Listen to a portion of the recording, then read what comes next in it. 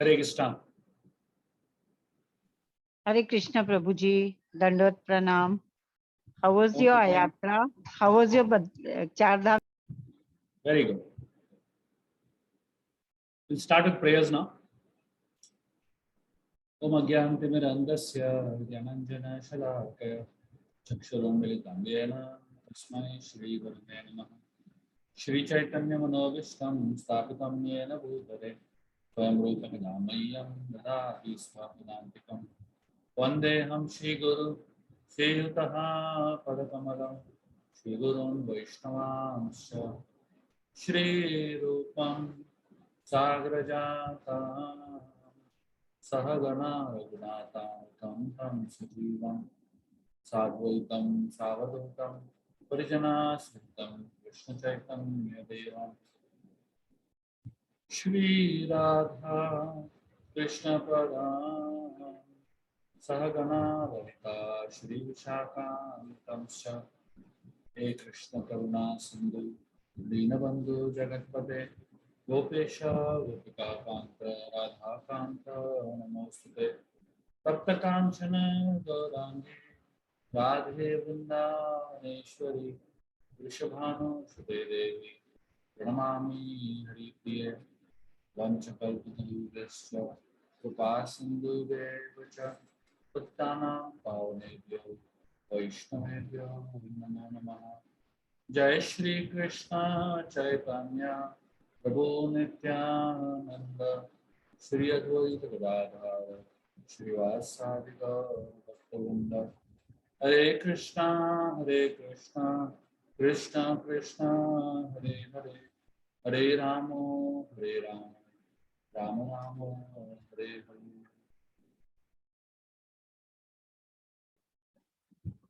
Hare Krishna. I'd like to welcome all of you back to our Gita classes.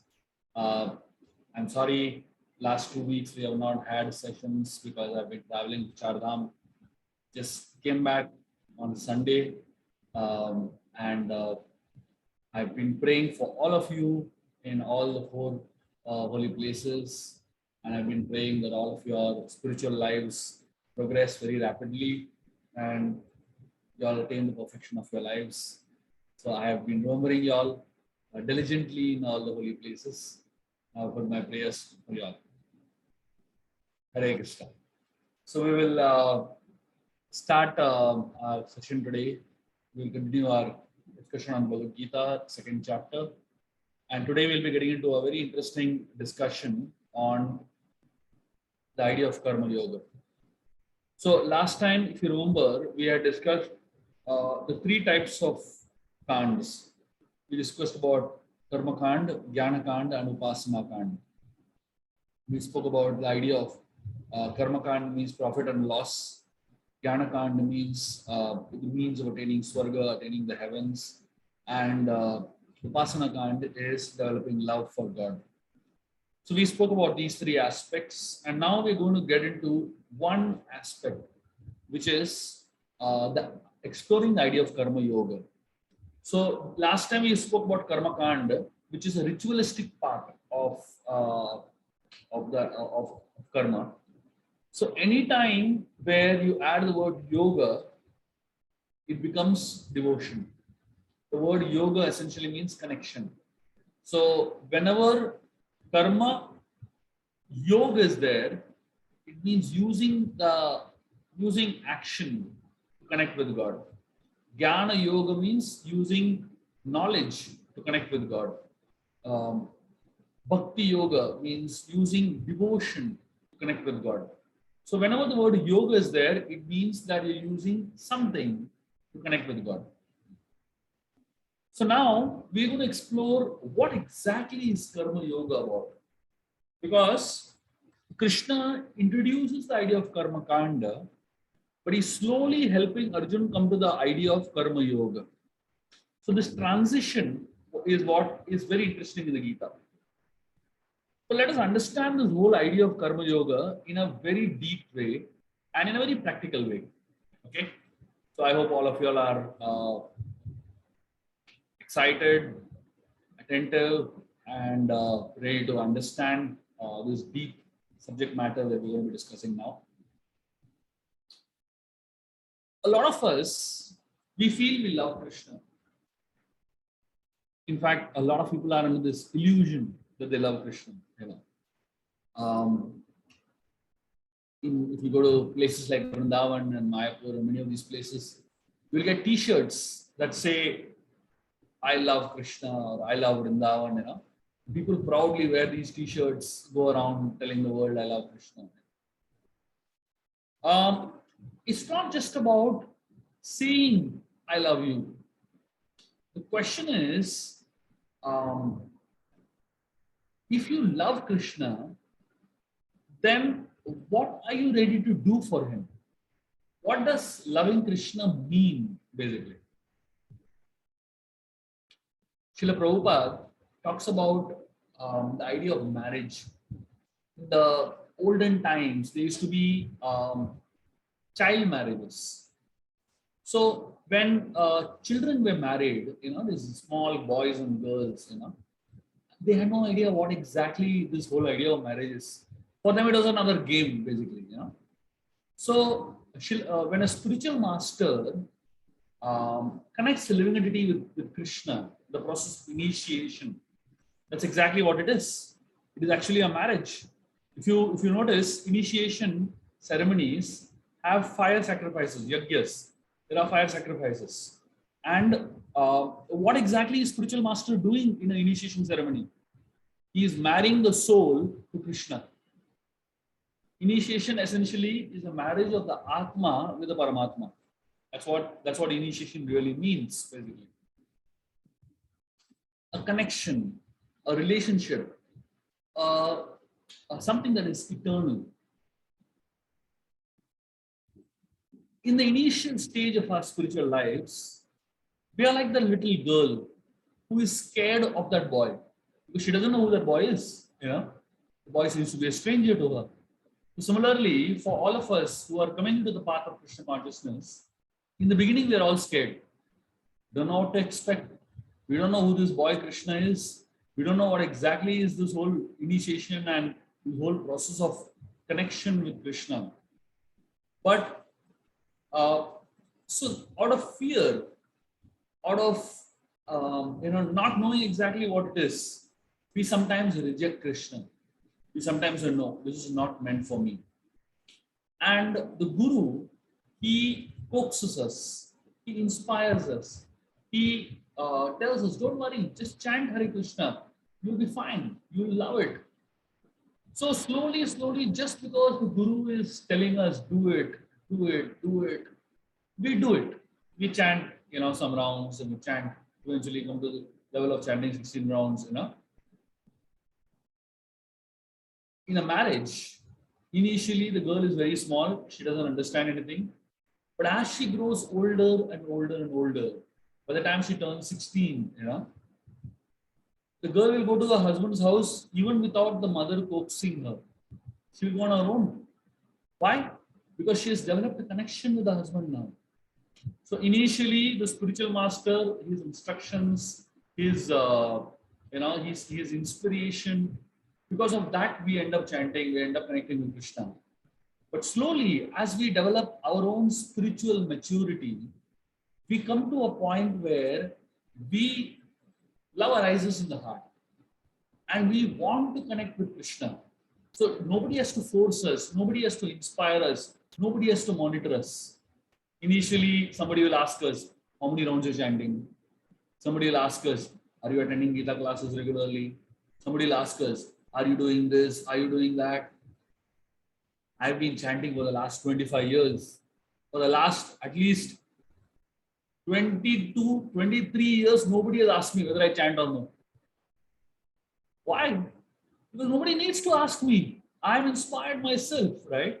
In the initial 1-2 years of our life, people need to ask us. People need to inspire us.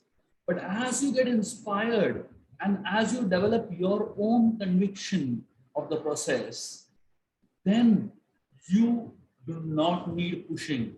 You do not need inspiration. And then we reach to a stage where we love Krishna. So at this point, do we love Krishna or do we like Krishna? Loving Krishna is a very tall order. Liking Krishna is something in our capacity. Liking Krishna is not because he's black and we are, we like black color, or because he plays the flute and I like to play flute. Liking has to be due to some proper reasons. And what are the reasons why we should like Krishna? Here are some reasons why you can like Krishna. One, when we chant the holy names of Krishna, we feel happy. I'm sure if any of you all have experienced Kirtan, just sitting and singing the names of Krishna, it is such a joy. You can't give a logical explanation why we feel happy about it.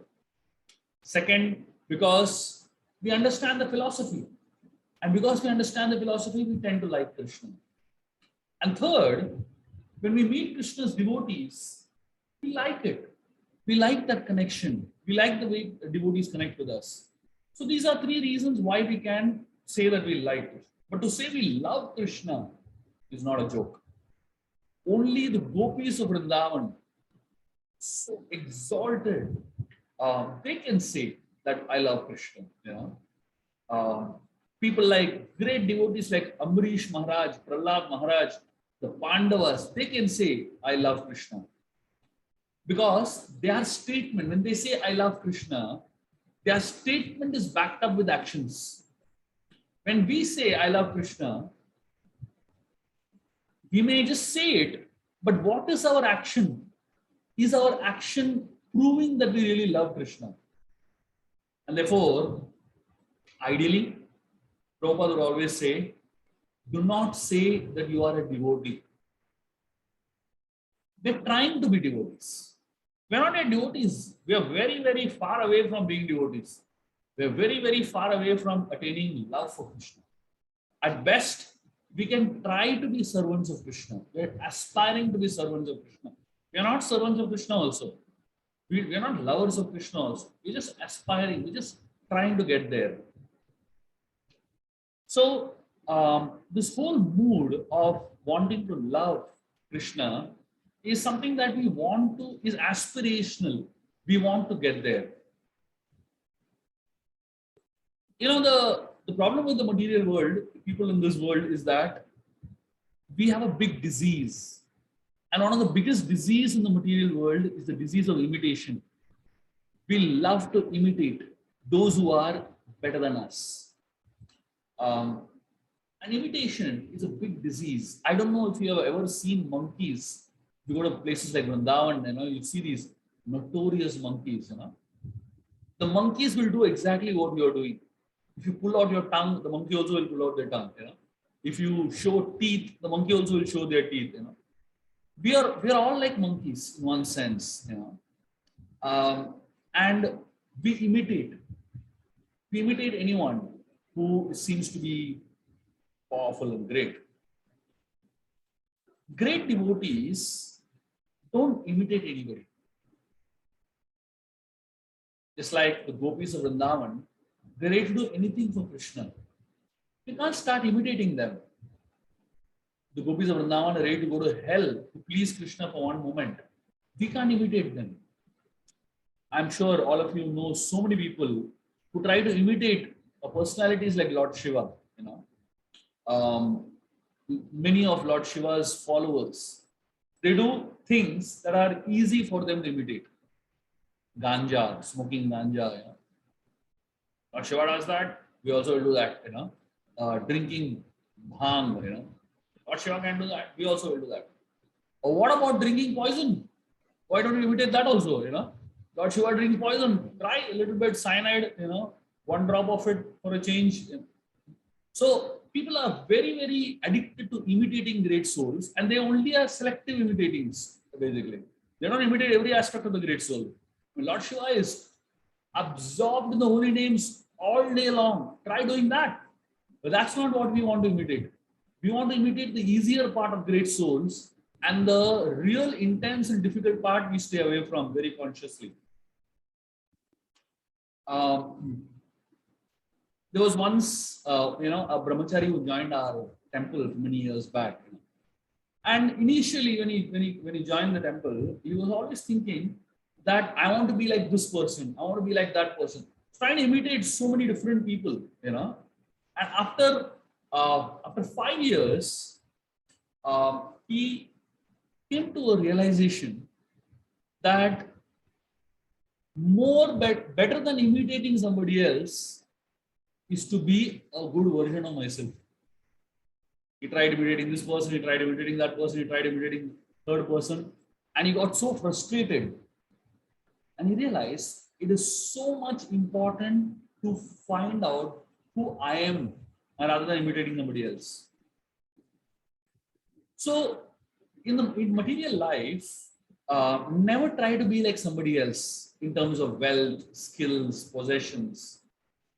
Our karma limits us to what we can be. No matter how hard you try, you can only be a certain version of what you are meant to be. Even in our spiritual life, we should never try to imitate somebody else, because we can never do that. We can never imitate the gopis, we can never imitate the Pandavas, we can never imitate great Vaishnavas like Lord Shiva. We can never even imitate great devotees around us. What can we imitate? We end up imitating all external things. Somebody's speaking style, somebody's singing style, somebody's dressing style, somebody's hairstyle, But we cannot imitate internal things. You can't imitate love for Krishna. You can't imitate taste for the holy names. You cannot imitate understanding of spiritual knowledge. So these are internal things you can't imitate. External things, yes, we can easily imitate. And therefore, it is so important to start learning to not become imitations of somebody else, but rather we should start absorbing the mood of other people. In Sanskrit, there are two words. There is a word called Anusharan, and then there is a word called Anukaran. Following in the footsteps means Anusharan, and imitating means Anukaran. Anukaran means imitation, and Anusharan means following in the principles, doing what is our best capacity. Like Srila, for example, just to give you an example. Srila Prabhupada, the founder of ISKCON, he, at the age of 65, a 65-year-old man, you can imagine, some of y'all are already 65 or beyond, you'll understand this better. But for those who are not yet there, you can observe your parents who are probably 65 or more. At the age of 65, Srila Prabhupada left for the West. Actually, the age of 70, not even 65, at the age of 70, celebrated his 70th birthday on the ship. He traveled in a ship named Jaladuta for 2 months. And he had 2 heart attacks on the ship. Now imagine having a heart attack and this is not a luxury ship. This is a cargo ship. Now, in a cargo ship, what facilities do you have? And if you have not 1 heart attack, you have 2 heart attacks, one after another. So he had only 40 rupees in his hand. This was in 1965. And heavy seasickness. Now, can anyone imitate Srila Prabhupada like this at this point in time? Impossible. To travel in a cargo ship for 2 months, especially after having a heart attack, or rather in the ship getting a heart attack. And Prabhupada did this only for one reason. He did it because his guru told him that he should preach in the English-speaking world. That's all. And to fulfill the orders of his spiritual master, Prabhupada did this. Now, following the footsteps of the teacher is known as Anusharan. So what Prabhupada did is known as Anusharan. Anukaran means somebody boards the cargo ship and travels for 2 months, eats sweets so much to increase cholesterol so that you get a heart attack on the ship, and you carry only 40 rupees with you, and you travel like that to see like what it feels to be like Prabhupada. That's madness. It's only stupidity to do that, right? If somebody does that artificially, that's not right at all. Like I remember there was one, this book called Journey Home had come out. I'm sure many of you all have already read this book. And if you have not read it, please do read it.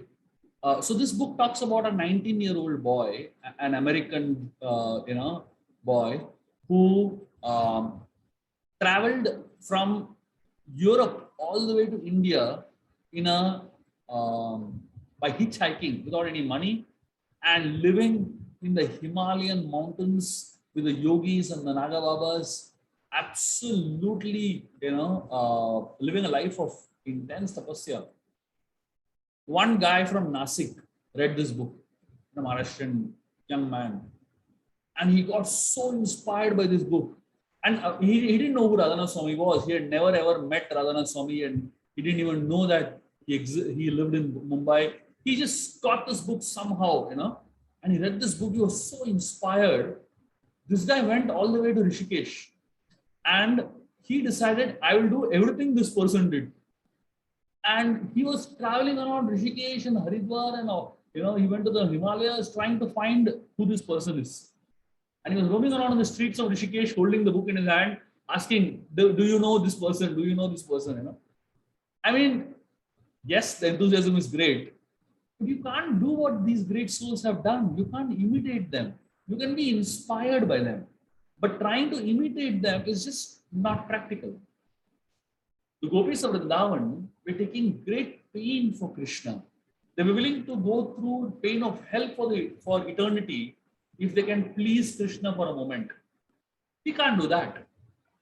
But we can follow the principle of taking pain for Krishna. What pain we can take for Krishna? Simple things. At least you can stop eating meat. At least you can stop eating things that displease Krishna, or at least you can start giving some amount of time for Krishna, chanting the holy names of Krishna. Something small as a sacrifice from your side, that is good enough for pleasing Krishna. Srila Prabhupada had a disciple whose name was Shyam Sundar Gaur, who was an American person. And he was a young hippie, basically, when he came to Prabhupada. And this man, he was a carpenter. So Prabhupada, somehow they found these small deities of Jagannath, Baldev, Subhadra. So when Prabhupada came to know this boy is a carpenter, he told him, can you make large, deities of the same Jagannath, Baldev, Subhadra? And this carpenter, Shyam Sundar, he was working. And Sam, his name was, he was working very hard on these wooden, logs. And this person was a chain smoker, smoked like mad. And one day, Prabhupada came to see how he was, how the deities were progressing. And you know what Prabhupada saw? He got the shock of his life. This man, he was smoking a cigarette. And while working, he kept the cigarette on top of Jagannath's head. And he continued, working on it. Imagine carving deities of the Lord. Prabhupada came and he was obviously furious. But Prabhupada gave him a very simple instruction, just one sentence, and that sentence changed his life completely. Prabhupada told him, why are you allowing one piece of paper to come between you and Krishna? That's all Prabhupada told him, and he walked away. And this man, that statement hit him so hard, he never ever smoked in his entire life after that. Just one statement, that's all. This is taking pain for Krishna. Now, we may not be able to do what the gopis did to take pain for Krishna, but at our level, stopping one bad habit, that is taking pain for Krishna, right? So practice Krishna consciousness according to your level. Don't practice according to someone else's level. Don't imitate some Prabhuji, some devotee who's doing more service than you. He may have more time than you, or he may be more advanced than you, and probably he has more resources than you. When we imitate somebody else, we fall in trouble. There's a very nice saying in English which says, cut your coat according to your size. Which means don't ever imitate other devotees. Especially don't imitate great devotees like the gopis of Vrindavan. Ideally, we should have our feet on the ground. Feet on the ground means we are real. So you have your feet on the ground and head in the sky. So feet on the ground means we are real, and head in the sky denotes that we're looking at great examples like the gopis of Vrindavan. So we want to reach high, but right now we are at a low level. So there are two types of bhakti. There is sadhana bhakti. Sadhana bhakti essentially means duty-bound bhakti. And there is raga bhakti. Raga bhakti means service out of feeling, love and attachment.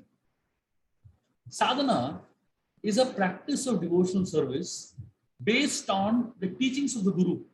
It is not based on love. So when somebody is practicing sadhana, it doesn't mean that they love Krishna. We are on the path of love, but we have not yet developed the love.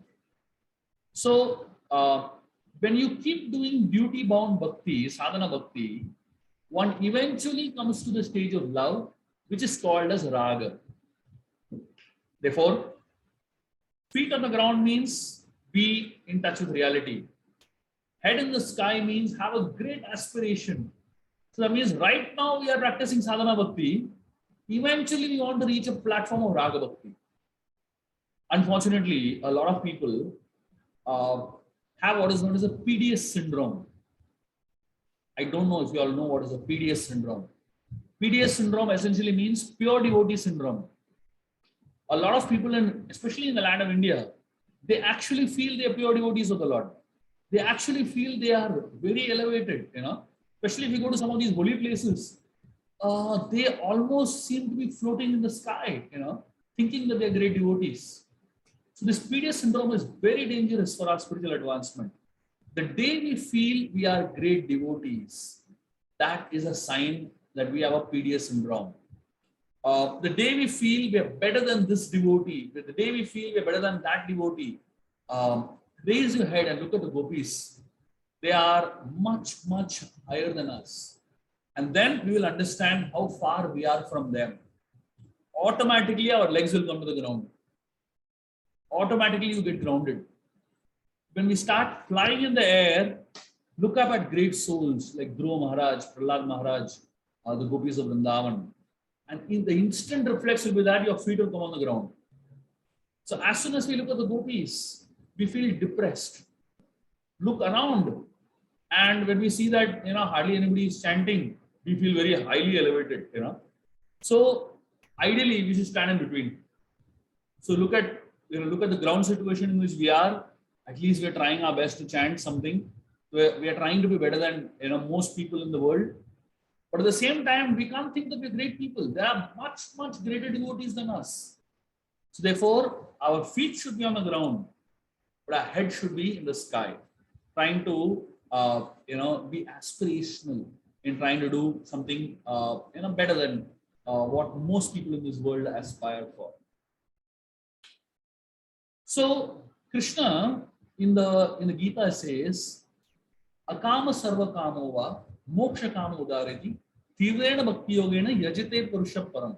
It means that akama sarva kamo va. Akama means whether you have lot of kama or whether you have no kama. Akama means no desire, and sarva kama means lot of desire, basically, Akama sarva kama va moksha kama, or you desire liberation, basically. So someone has more desire, come to Krishna. Someone has desire for liberation, come to Krishna. Someone has no desire at all, still come to Krishna. It says, no matter what your situation is, come to Krishna.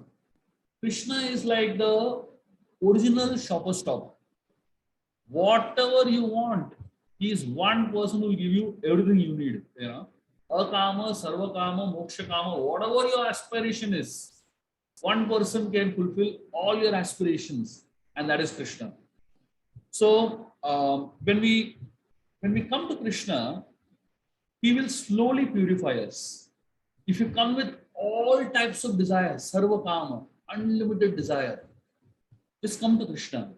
Slowly he will purify your desire, and over a period of time, you will be purified of those desires.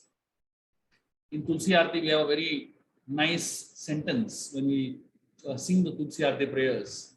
One of the sentences says, Seva adhikara diya koro nijadasi. So the prayer is, please grant me the Seva adhikara. So Seva adhikara diya koro nijadasi.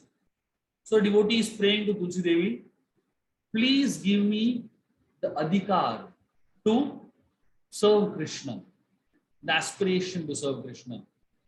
Of course, a lot of people, when they hear this, they don't exactly hear adhikar in this way, but they hear it as adhikar.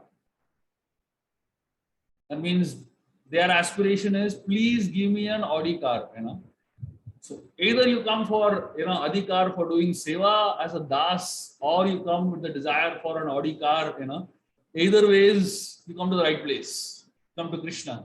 And then slowly, he might give you the adhikar also, but you will use that car to come to Krishna's temple, rather than using it for going to a disco or some stupid mundane place, basically. So that desire gets purified, essentially. Whatever Krishna gives us, it is important that we use it in his service again. So if you have desire, ask Krishna for the desire. But when he gives you the car, when he gives you the result, when he gives you the money, when he gives you the promotion, use that money, use that possession, use that belonging, use that circumstance, use that object, use that facility in the service of Krishna. The important question is, what are we doing with the favorable situation that Krishna provides us? So when Krishna provides us something, use it again in Krishna's service. There is something known as the use and give formula. It is said, when you come to Krishna, cut your coat according to your size. So come to Krishna according to your desire and try to serve him according to your capacity. So whatever you have in your hand, use it in trying to serve Krishna best. Like there was one very interesting story of one of our devotees. It's a true story and it's a very powerful story. So one of our devotees, he was a businessman, very, very successful businessman, multi-million-dollar organization. And he was getting into a venture. And this was a business deal with an Israeli businessman. And this devotee, he asked for a price that was phenomenally low. He wanted to buy that person's company, that Israeli man's company. So he quoted a price that was literally half the price of what this man was quoting. The Israeli businessman said, "Why should I give you at that rate?" And this devotee, he said, sorry, it is the other way around. This devotee was selling his company to this Israeli businessman, and this Israeli businessman quoted a certain price, and this devotee quoted double the price. So this businessman asked this devotee, "Why should I buy your business for such a high price when its market valuation is just this much?" And this devotee, you know what he said? He said something that no businessman would ever say. He said, "This company is a result of my guru's blessings. Therefore, I cannot sell it at a low cost." Now, this Israeli businessman never heard anything like this. I mean, whoever speaks in a business meeting saying that this company is a result of my guru's blessing, and this man just couldn't understand what he's trying to say. And he said, "What do you mean by this?" And this devotee explained to him how, when he was starting this venture, it was a really struggling venture. But one day his guru came to his office. And the two, his guru didn't come to his office for like some planned visit or something. He was just passing by that side and he just needed to go and use the washroom, basically. So he happened to come to this devotee's office to use the washroom, in essence. To use the washroom, and then after that, This devotee told him, please come and sit on this chair, the CEO's chair. The Guru sat on it for like a few minutes, and then he went away. And this man's business started booming after that. It really grew so much. And this Israeli businessman, when he heard this story, he just couldn't believe what he's hearing. And this devotee told him, I want you to just come and hear my Guru for once. And then after that, you decide. This Israeli businessman, just hearing the words of this devotee, he flew all the way to Mumbai to hear one lecture. He flew all the way to Mumbai, heard one lecture of this man's Guru, and he was so blown off. He was so blown off. He actually signed the deal at the rate at which this fellow quoted. I'm not advising this as a business trick or a business strategy. Obviously, I'm not. But the point I'm trying to say is that when you give Krishna, Krishna gives you much more. And from that point onwards, this devotee made it a policy that whatever profits he makes in his business, 10% of the profit he'll give to Krishna. And he does that till now. So much he has given to Krishna. And simply because of this one conviction, when I give Krishna, I get more. It's an amazing thing, He has such strong conviction that when I give Krishna, I get much more than I deserve. The understanding is very simple. Those who use their energy and strength in the service of Krishna, Krishna will give them more strength to serve him. And therefore, there are three things that we can learn in this discussion so far. The first thing is our feet should be on the ground and our head should be in the sky. The feet should be on the ground means we be connected to the realities of our life, but head should be in the sky means have a great source of inspiration, way high above. The second thing is that don't imitate, but follow in the footsteps of great souls according to your capacity. And the third thing is cut your coat according to your size. Whatever your capacity is, serve Krishna at that level. And then Krishna will give you more to serve more. So these are three things that we have learned so far. Now, let us just try to understand what is the definition of yoga that Krishna gives in the Gita. So we spoke about these three things: profit and loss, swarga, attaining higher planets through the process of knowledge, and we spoke about upasana, the idea of serving God through devotion. So now, just to recap everything that Krishna speaks to Arjuna till this point in time. So Krishna gives Arjuna three reasons to fight in this part of the Gita, in the second chapter of the Gita. So the first reason he gives Arjuna is Jnana Yoga. Fight with the knowledge that you're not the body, you're the spirit soul. So in verse 11 to 30 of the second chapter, Krishna teaches Arjuna to fight because Bhishma, Drona, Karna are all souls. Soul does not die. The body dies, the soul does not die. This does not allow for violence for sense gratification, like people killing animals for their own taste. But this is specifically from the point of view of Arjuna, understanding that he does not need to think twice before punishing the wrongdoers, because they are spirit souls, they never die, only the physical body is punished. The second reason Krishna gives Arjuna to fight is karma kanda, which means fight for profit and loss consideration. So, which means if you fight and win, you will get a kingdom. If you fight and die, you will go to the heavens. What is karma kanda? Perform yajna, you go to heaven. That's what karma kanda is. So Krishna encourages Arjuna to fight from a karma kanda point of view.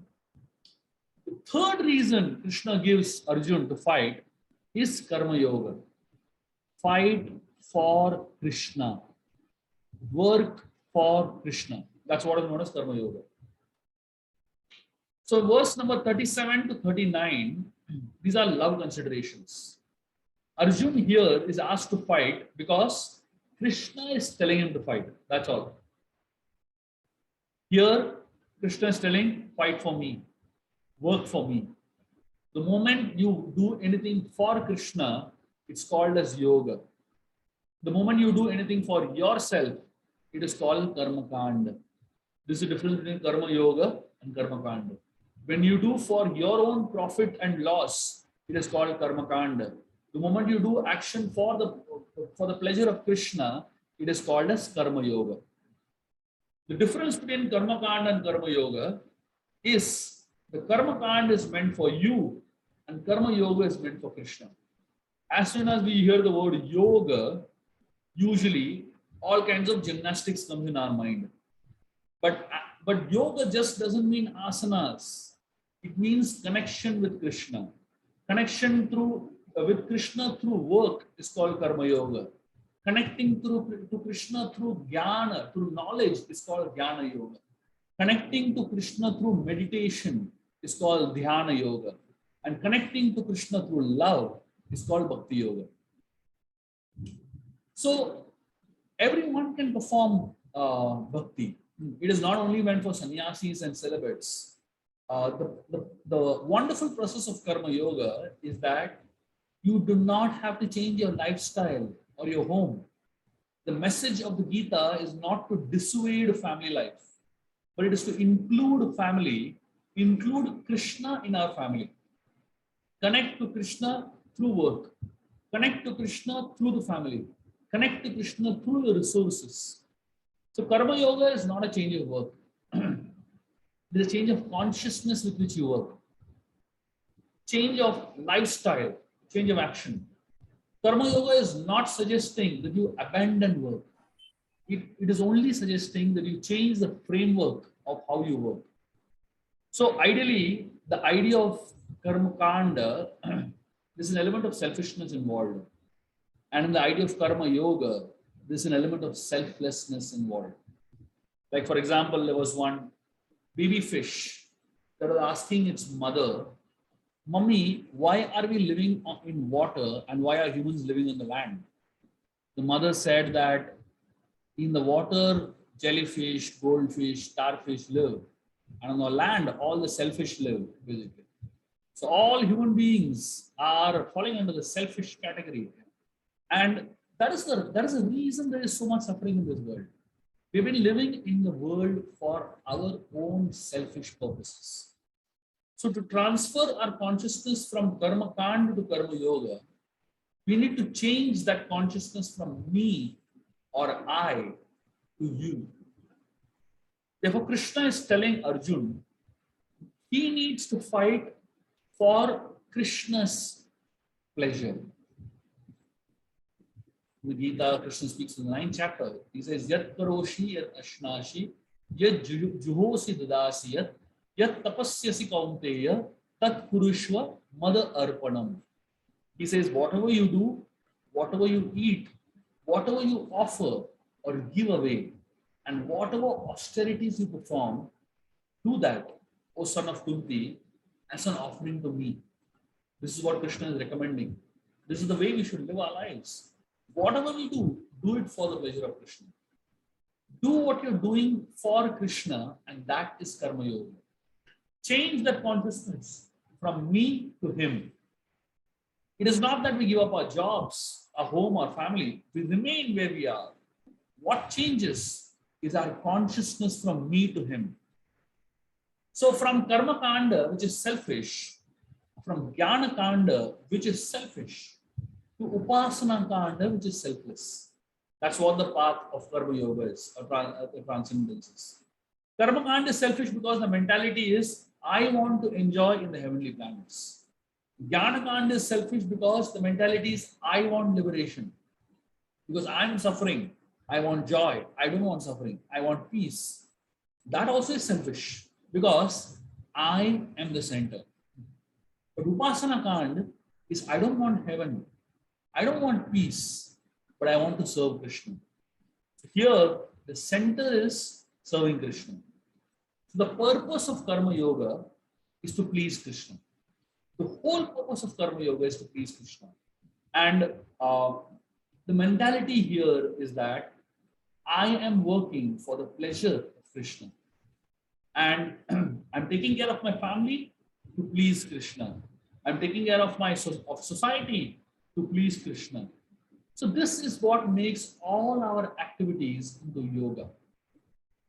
So if you want to change our life into yoga, start doing things considering the pleasure of Krishna. Like say, for example, um, if I know every person in my family is a child of Krishna, by taking care of my family members, I'm actually taking care of Krishna's children. That's a consciousness in which we live our lives.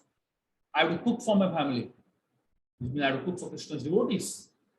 I have to, work for my family, which means I need to work for Krishna's devotees. So every single, I need to maintain my home, which is Krishna's temple, which is Krishna's abode. And taking care of my house is Krishna's service now. So practically every aspect of life becomes Krishna-centric. And that is what Karma Yoga is.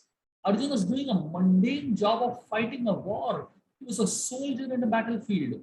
But Krishna is trying to tell him, do it for my pleasure. And by just doing exactly the same thing with the consciousness that he is doing it for Krishna's pleasure, Arjuna is transforming his life from Karma Kand to Karma Yoga. From doing it for profit and loss to doing it for the pleasure of Krishna.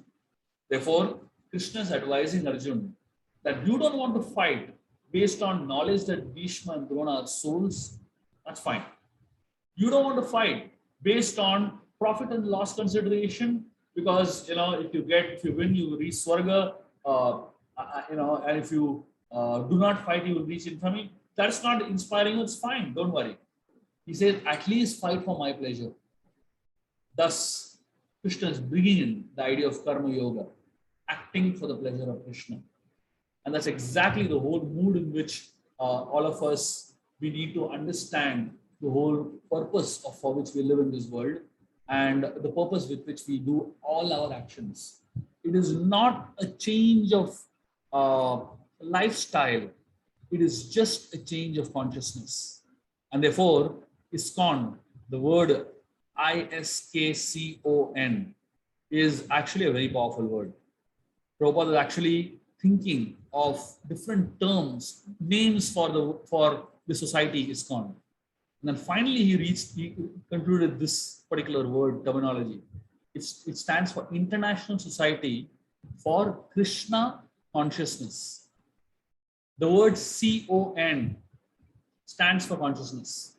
In the entire ISKCON word, there are two very prominent things: K, which stands for Krishna, and CON, which stands for consciousness. And Prabhupada has given more emphasis to consciousness than to Krishna also, if you understand it rightly. Which means this society is meant to help people become conscious of Krishna. That's all. That's the purpose of the society. The purpose of the society is not to build temples. The purpose of the society is not to build, big structures. And all those structures are important, but that's not the purpose of the society. The purpose of the society is to help people become Krishna conscious.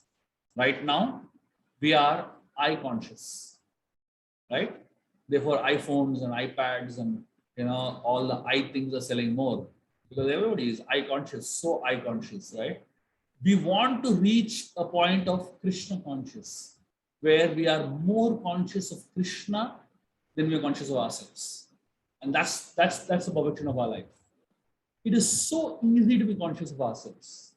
It is so easy to be conscious of things around me. But it is so difficult to be conscious of God. And so difficult to be conscious of Krishna. So the word ahamta and mamata are so powerful. So powerful. In my last 10 to 15 days of being in Chardham, in extreme austere conditions, extremely austere conditions, and in conditions where your greatness is tested, actually. I silently observed a lot of people. A lot of people struggled with, the I consciousness. And yet I saw so many people who were beyond the I consciousness and thinking of seva. He was an 83-year-old man, 83-year-old man. He was the oldest in the entire group. And we had 250 people, And while so many were having so many problems with their accommodation, so many problems with prasad timings, and so many problems with so many things, basically. I mean, there were problems with practically everything. In the mountains, you can't control anything. Nothing is in your hands. While there were so many people having problems with so many things, this one man just stood apart. 83-year-old man. Ideally, he should have the biggest amount of complaints, right? Because he probably had the greatest amount of inconveniences also. But this one man, he stood so apart from everyone else. And actually, when I was looking at him, I said, wow, this person is so different. Every single day, for the last 15 days, how many ever days we were there, every single meal, he was standing at the counter and serving people. He was serving everyone. He was the last person to eat every meal. In spite of buses being late, in spite of all the mess in everything else, this one man stood apart from everyone else. And I always saw him smile. No complaints. Not a single time he complained, basically. So I personally, I found a lot of inspiration from him. Now I was trying to pacify people. I was trying to help people deal with it. I was trying to help people, sort things out. Whatever little it was in my control, I was trying. But when I saw this man, every time I saw this devotee, I said, wow, this person is Krishna conscious. This person really is gone beyond the I consciousness and reached the stage of Krishna consciousness. And this Char Dham Yatra, I am telling you, of all the people that went, this person would have benefited the most. Not so much because he was so old and all. So much because the consciousness which he was doing everything was so impressive. Imagine if normal human beings like us are so impressed. How much impressed the Lord would be with his attitude and his consciousness, and how much pleased the Lord will be, looking at him struggle and yet so happily serve others. That is Krishna consciousness, and that is what Karma Yoga is. We all should aspire to live a life in such a way that we're thinking, what action of mine will please Krishna? What action of mine will actually please Krishna? What kind of mindset and consciousness will please Krishna? What words coming out from my mouth will please Krishna? What kind of attitude that I carry will please Krishna? And the moment that comes as a main factor in our life, a karma kanda changes into karma yoga. We are not living a life aspirational, trying to reach the heavens, trying to reach a heavenly palace in this world, trying to gain money and wealth. But our focus and goal becomes, what should I do that will please Krishna and make Krishna happy? So with this, we come to the understanding of what karma yoga is. But if you become a karma yogi, what will be the characteristic that you will develop? What are the qualities and characteristics of a karma yogi? We'll discuss next time. Thank you very much. Hare Krishna. Any quick questions or comments, please?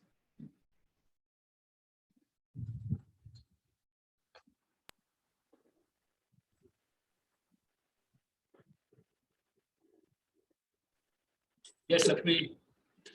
So you said yoga is connecting with the divine, and kanda is the regular activities we do. But also karma kanda and jnana kanda, and you said upasana kanda is higher state in karma yoga. That means upasana kanda is equal to karma yoga. Upasana kanda and karma yoga are synonymous. Okay. So their kanda becomes yoga only. Yeah, correct. Thank you. Anything else? Any other questions or comments?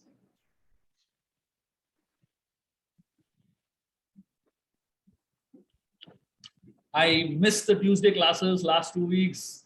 I've been waiting for the classes to begin again. It's such a pleasure to be with all of you all. And usually, wherever I travel, I try my best not to miss the Tuesday class. But unfortunately, Char Dham is such a place that even if you try, there is no range. These mountains are such that, fortunately, you are less accessible. But even if you want to be more accessible. So just one more question, which is not connected to your classes. So if we just read the Sanskrit slokas of Bhagavad Gita without knowing the Sanskrit language, is it a good thing, or we have to learn the language to really read the slokas? Yeah.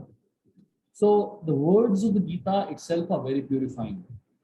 So even if you don't understand what the words mean, but you chant the words, it will benefit you a lot because it's words spoken from Krishna's mouth. So you should definitely 100% chant the Bhagavad Gita verses as much as you can. But as far as Sanskrit knowledge is concerned, it's not exactly needed that you know Sanskrit language. As long as you have a translation in English or whichever language you prefer. So when you have the translation, slowly by reading the translation and the verse together, over a period of time, you'll get a good hang of Sanskrit also. So, so for anyone who is aspiring to learn or learn basics of Sanskrit also, just keep reading the Gita, the verse and the translation together. You'll get a very good hang of Sanskrit automatically. Thank you, sir. Great. Anything else? Any other questions or comments? Hari Om Guruji. Yes. Vadirath. Yeah, please. See, we are in a sales field, Guruji.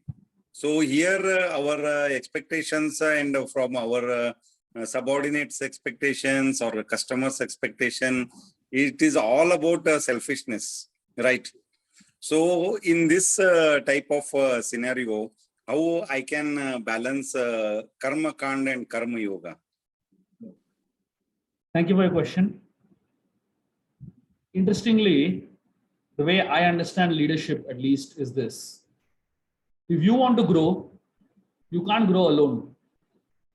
If you make people grow under you, you will grow faster.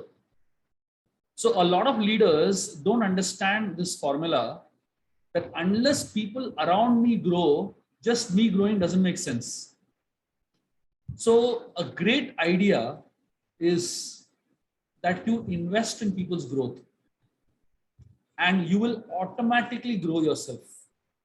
A lot of leaders, unfortunately, without understanding this, they try to think about their own growth only. Actually, everything in this world is interconnected. No individual in any organization can grow on their own without people under them growing. So good leaders are those who plan for the growth of people under them, and automatically they grow themselves. And interestingly, human mindset is like this. When you find people around you being very selfish, you tend to become very selfish yourself. But if you find people around you very selfless, you suddenly become selfless yourself. And again, as I told you, in the Char Dham, I actually saw it so many times happening here.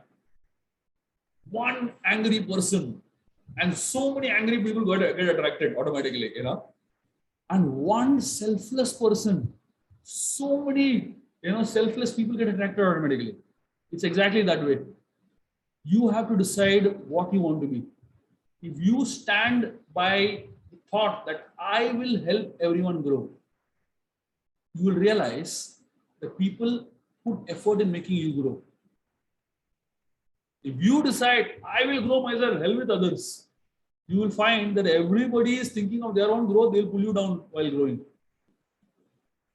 That's exactly how the human nature works. I hope it made sense to you, Vajraji. Yes. Only thing I have to demonstrate it and I have to be with it. That is the main point. Absolutely.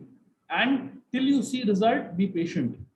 You may not see result on day one, but eventually result will come in this with this formula. Dhanyavad Guruji. Thank you. Anything else? Any other questions? Prabhuji, Hare Krishna. Yes. like just now, what he asked, no question related to that only. So, like as an individual working at a workplace, if like I'm doing some kind of professional work and the people are having jealous of it, and like just now you said no last sentence, everybody tries. So if I'm like person is growing, they will try to pull you down. So like that something is happening. So how to deal with that thing? See, we will always come across some people who are jealous and they're trying to pull you down. It'll always be there. Rather than getting angry on these people, it's nice if you can feel compassion towards these people, because see, ultimately each one of us in this world are trying to grow personally, professionally, at some level or the other. We're trying to grow, but some people are able to grow and some people are not able to grow. Those people who are able to grow are those people who either have the right resources around them or have the right attitude, or both. And those who are not able to grow, they either don't have the right resources or the right attitude, or both. It is important for people who are growing to help people, those who are struggling. But the moment you find people who are growing not helping those who are struggling, there is jealousy and envy. My suggestion to you is, if you want to curb jealousy and envy around you, try to see how you can help others grow. People don't want to be as good as you. They just want to know that they're growing themselves. So it's like If you very are, sudden change. Like as soon as I started doing something else as a professional course, uh, sudden different shift has come into that. So yeah, just now, so see, people can't handle sudden growth of anybody.